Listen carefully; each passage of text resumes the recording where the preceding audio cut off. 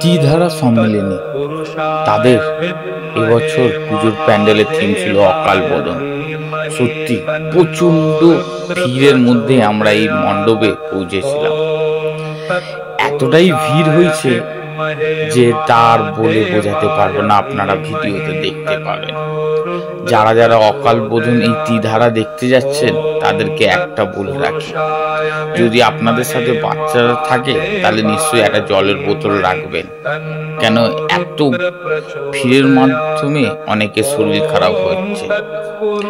এবার আসি মণ্ডপে। মণ্ডপটি খুবই সুন্দর সাজানো হয়েছে। একটা পাহাড় দেখানো হয়েছে, যে পাহাড়ে রয়েছে প্রাচীন মন্দির, ঝর্ণা এবং মহাদেব এবং মাতা পার্বতীর সাথে।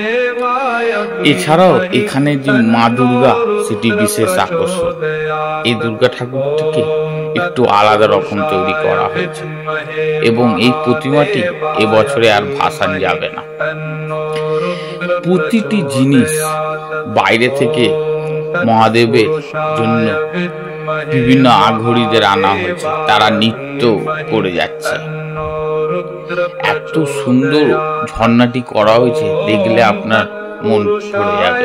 এবং ভোলেনাথের মূর্তি হোক, মা দুর্গার মূর্তি হোক, এবং বা প্যান্ডেলটিকে শেষ হয়ে বেরানোর গণেশ ঠাকুরের মূর্তি, সবই খুবই সুন্দরভাবে এখানে করা হয়েছে। এছাড়াও ত্রিধারা প্রতি বছর কিছু না কিছু করে আমাদের সবাইকে চমকে দেয়। যদি ভিডিওটি আপনাদের ভালো লাগে তাহলে চ্যানেলটিকে সাবস্ক্রাইব করে দেবেন, একটা লাইক দিয়ে দেবেন। দেখা হবে অন্য এক ভিডিওতে।